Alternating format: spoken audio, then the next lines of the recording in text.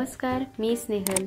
तर आज आपण बनवणार आहोत उपवासासाठी एकदम परफेक्ट, खमंग आणि झटपट बनणारी साबुदाणा थालीपीठ। साबुदाणा खिचडी खाऊन कंटाळलात का? मग ही थालीपीठची रेसिपी नक्की ट्राय करा। सोपी, चविष्ट आणि कुरकुरीत। व्हिडिओ शेवटपर्यंत नक्की बघा। शेवटी मी देणार आहे एक खास टिप जे थालीपीठ अजून कुरकुरीत बनवेल। तर इथे 1 वाटी एवढा साबुदाणा घेतलेला आहे। इथे पॅन मध्ये साबुदाणा घातलं। साबुदाणा 2 ते 3 मिनिटांसाठी मंद आचेवर गरम करून घ्यायचा आहे। तर इथे बघा एका ताटात ओतून घेतला आहे। साबुदाणा थंड होईपर्यंत आपण वरईचे पीठ तयार करूयात। इथे वरई घेतलेली आहे अर्धा कप। वरईला भगर असेही म्हणतात, तर तुमच्याकडे वरईला काय बोलतात हे नक्की कमेंट करून सांगा। जेवढं पीठ बारीक होईल तेवढं पीठ इथे करून घ्यायचं आहे।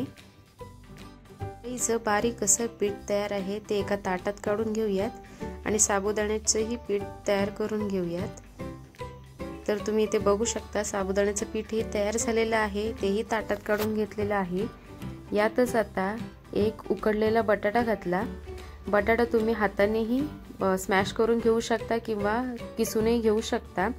तर इथे शेंगदाण्याचं कूट घातलं, जिरे पावडर घातली, हिरव्या मिरच्या ठेचून घातलेल्या आहेत 5 ते 6। हिरव्या मिरचीचं प्रमाण तुम्ही तुमच्या आवडीनुसार कमी जास्तही करू शकता। बारीक चिरलेली कोथिंबीर घातली आहे, चवीनुसार मीठ घातलं। हे सगळे सुके जिन्नस हातानेच मिक्स करून घ्यायचे आधी। तर यात लागेल तसं थोडं थोडं पाणी घालून पीठ मळून घेऊयात। साबुदाणा थालीपीठसाठी लागणारं पीठ मळून तयार आहे। तर इथे थालीपीठ थापूयात। इथे कॉटनचा रुमाल स्वच्छ धुवून घेतलेला आहे। तुम्ही कॉटनच्या रुमालाच्या ऐवजी प्लास्टिक शीटचाही वापर करू शकता।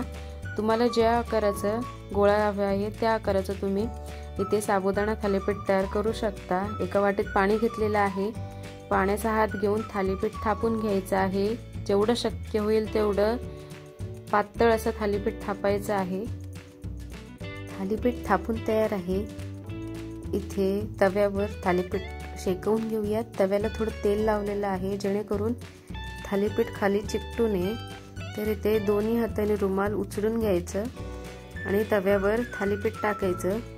दोन्ही बाजूनी लालसर आणि कुरकुरीत होईपर्यंत हे थालीपीठ थापून घ्यायचं आहे। इथे तेल लावलेलं आहे, तेलाच्या ऐवजी तुम्ही तुपाचाही इथे वापर करू शकता। मध्यम आचेवर हे थालीपीठ दोन्ही साईडनी लालसर आणि कुरकुरीत होईपर्यंत भाजून घेतलं आहे। तर यात खास टिप सांगायची म्हणजे थालीपीठ भाजताना तव्यात झाकण ठेवून भाजा, त्यामुळे ते छान शिजतं आणि क्रिस्पी होतं। तर तुम्ही उपवासात साबुदाणा थालीपीठ कसं करता, त्यात अजून काय घालता हे नक्की कमेंट करून सांगा। आणि ही व्हिडिओ आवडल्यास लाईक, शेअर आणि कमेंट नक्की करा। अशा छान छान रेसिपीज बघण्यासाठी नक्की सबस्क्राईब करा। भेटू अशाच पुढच्या व्हिडिओमध्ये। तोपर्यंत धन्यवाद।